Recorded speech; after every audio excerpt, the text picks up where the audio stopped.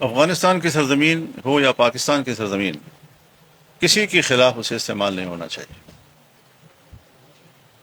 کیا ہم یہ تردید کر سکتے ہیں کہ افغانستان میں جب 20 سال تک جنگ رہی، پاکستان سے مجاہدین نہیں گئے؟ اور کیا اسٹیبلشمنٹ کی نگرانی میں نہیں گئے؟ کیا کرزئی صاحب نے یا اشرف غنی نے وہاں سے احتجاج کیا کہ پاکستان سے مداخلت ہو رہی ہے افغانستان کے اندر؟ کیا 20 سال کی اس جنگ میں ہم نے امریکہ کو اڈے نہیں دیے؟ ہم نے امریکہ کو فضائیں نہیں دیں؟ ان اڈوں اور فضاؤں سے گزر کر افغانستان پر حملے نہیں کیے گئے؟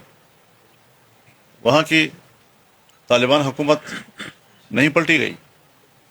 20 سال تک بمباریاں ہوئی، کیا وہاں سے کوئی شکایت آئی کہ آپ کی سرزمین سے جہاز اڑ رہے ہیں، آپ کی فضائیں استعمال ہو رہی ہیں، ہم پر بمباریاں ہو رہی ہیں؟ تو اگر آدمی خود مضبوط ہو، ان کے اعصاب مضبوط ہوں اور خود اعتمادی اندر موجود ہوں، تو پھر مسئلہ بنانے کے لیے بہانے تلاش نہیں کرنے چاہیے۔ کیا آج تک اگر یہاں پر افغانی پکڑے گئے ہیں یا افغانی مارے گئے ہیں، کوئی افغانستان کی امارت اسلامیہ سے احتجاج آیا ہے کہ ہمارے لوگوں کو کیوں مارا ہے، یا ہمارے لوگوں کو کیوں گرفتار کیا گیا، یا ان کے خلاف آپریشن کیوں کیا گیا ہے؟ تو اس لیے یک طرفہ طور پر سوائے اس کے کہ ہم افغانستان میں دوبارہ ایک بے قراری کی طرف جائیں گے، اور کیا ہم نے قسم کھا رکھی ہے کہ افغانستان میں استقلال نہیں چھوڑنا، وہاں ہمیشہ بے قراری رکھنی ہے، اور پھر اپنا دامن صاف رکھنا ہے اور سارا گند دوسرے کے دامن پہ پھینکنا ہے، خود صاف اور شفاف بن کر، بے گناہ بن کر دوسروں کو گناہگار قرار دینا، یہ ایک پالیٹکس ہے، اور ہمیں اس پالیٹکس سے نکلنا چاہیے۔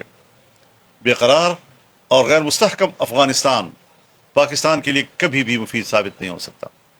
اور افغانستان کے اور بھی پڑوسی ہیں، لیکن سب سے طویل ترین سرحد پاکستان سے ملتی ہے، کوئی 2500 کلومیٹر پاکستان کے ساتھ مل رہے ہیں اس کے، جس کے دونوں طرف ایک ہی قوم آباد ہے، اور وہ پشتون قوم ہے۔